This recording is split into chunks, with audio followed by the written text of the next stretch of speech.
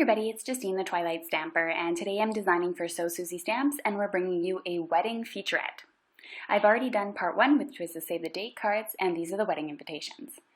You can customize these wedding invitations to your palette that you're using for your wedding, absolutely no problem. All of these cards are quick and easy to make that require very few supplies and are very inexpensive to make. Everybody can do them, and I'm going to show you how.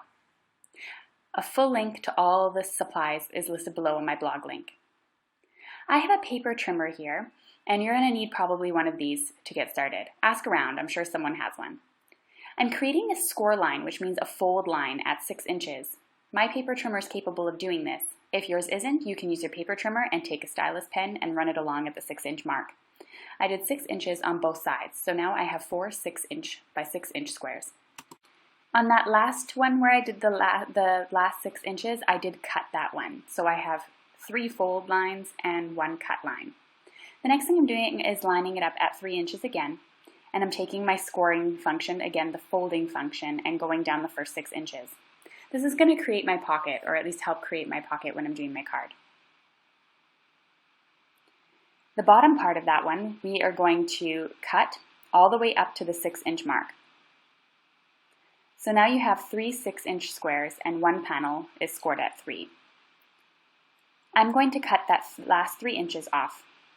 And now you have kind of a 6 by 12 with a small flap coming out off the right side.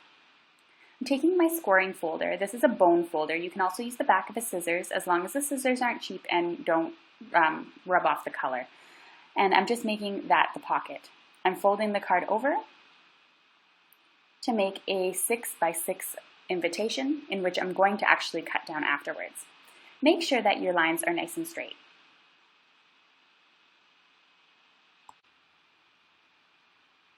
Now you can see that when I cut, I use my folding tool and then I have the pocket on the inside for my card.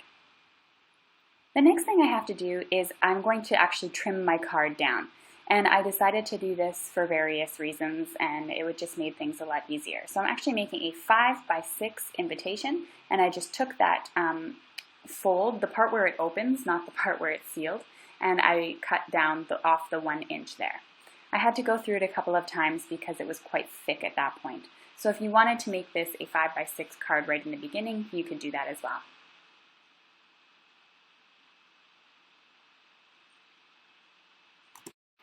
The next thing I did was I took some red tape. This is super strong adhesive. You could also use some liquid glue, and I ran that along the sides to create a pocket. I peeled off the red stuff, which gives it a double-sided tape kind of thing, and then I folded the pocket upwards to create the pocket. Again, a Tombow Mono liquid glue would be absolutely fine for this. It just has to be a strong liquid glue. For the next part, you're going to take a long piece of the gray slate cardstock and a piece of either an old book or something that's yellowing, looks kind of vintage. You could use a dictionary, anything like that. You're going to glue this piece here onto the slate cardstock or whatever cardstock you're using. I made this 2 inches, and it has to wrap fully around your card. So it has to be, it's better to be 12 inches. It would just be a lot easier. And I'm going to use my trimmer again to make some fold lines. Now when I did this, I'm sorry I'm off screen here, I made sure, you have to make sure that there is 5 inches in the middle. So you kind of go to the middle of your panel here and then measure 2.5 inches off each side. I hope that makes sense. And then it's going to have a 5 inches to wrap around your card. I noticed that the thin paper was really sensitive to the folding tool, so I would recommend actually holding that slate piece upside down when you're doing that.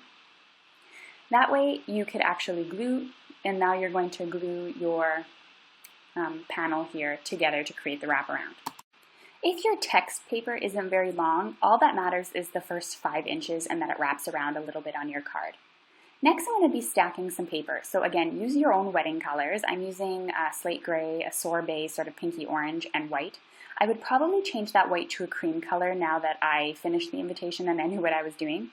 This panel here is 2 3/4 by 2 3/4 inches. That's the gray.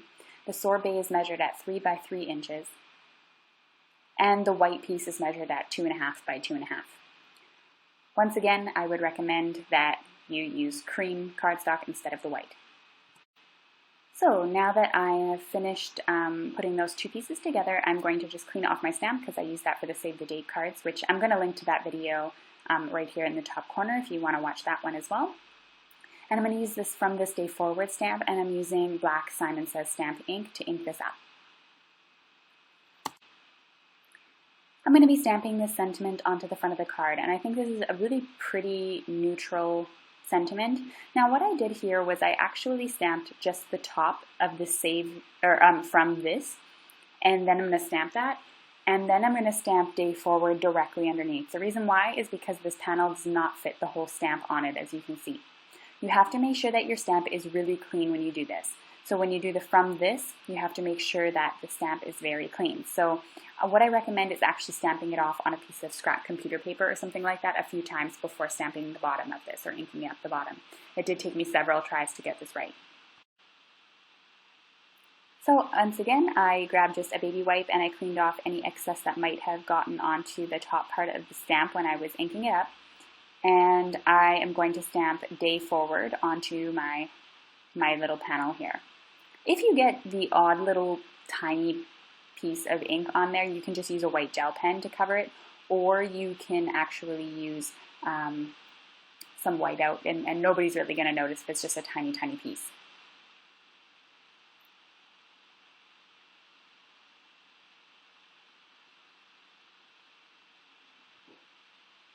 There we are.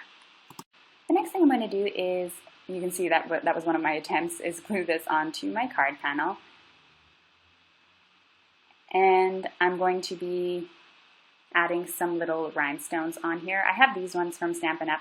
These are quite pricey if you're going to be doing a ton of cards, but if you're not doing a ton of cards, these are worth it. They're adhesive backed and they're easy to put on. You can also get these really from anywhere, Recollections from Michael's, Hobby Lobby, really anywhere you can find these. Then I'm using some more of the Tombow Mono liquid glue, and I'm just putting some in the middle there, and this is going on my little wraparound that I created. I think this looks really, really elegant and really awesome with that vintage word paper on the back. So next I went and designed my actual information cards. So I printed these on Colonial White, which is a cream colored cardstock, and I wanted to accent my colors, so I made the text in gray and the sorbet pinky orange color, and I used a script for the names to make them stand out, and a really, really clear capitalized font.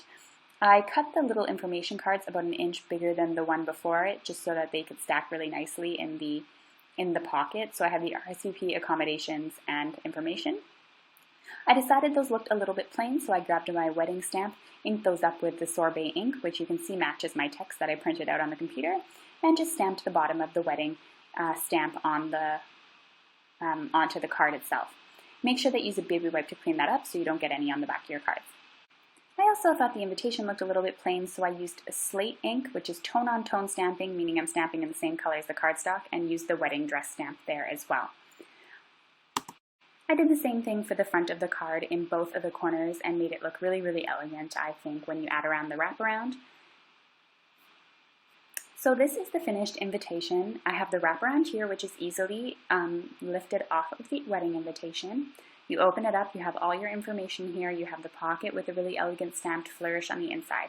These are really simple invitations that you can make in just a few hours with your bridesmaids or whatever, if you set up different stations and everybody's responsible for a certain task and kind of make an assembly line, if you know what I mean. To make the envelope, you're going to need a 9x9 piece of cream colored paper. You're going to set it up at 4 1/4 and punch and score. Line it up with that line again, punch and score. Line it up with the line again, punch and score. Line it up with the line again, punch and score. And then you're going to cut around the corners. I don't actually recommend making your own envelopes. It just takes forever and it also makes it thicker and usually requires extra postage, but I decided to just show you how to make one just in case. So if you order your envelopes, you can still do this step. You're going to need the envelopes obviously to fit a 6x5 card, and you can order them no problem. Using the wedding dress stamp, I stamped the flourish once again in slate ink. Please use the colors that you're using in your wedding palette. Again, these cards are really, really neutral and can be customized for any color and any palette. I stamped those on the bottom corners because the top ones obviously need the stamp and the card to be addressed, and I think it would look a little too much if you did all 4 corners. The next part, I just added some of the red tape again that I used in the beginning of the video. It's a really strong adhesive and I trust it for using envelopes. Peeled off that red part to reveal the double-sided tape and then put my envelope together. The next part was to address the envelope, and you can add any sort of address that you need to put on there, as well as the return address. So that's the end of the video. I totally recommend getting a custom stamp for your return addresses to make things quicker, and I hope you enjoyed this wedding card tutorial.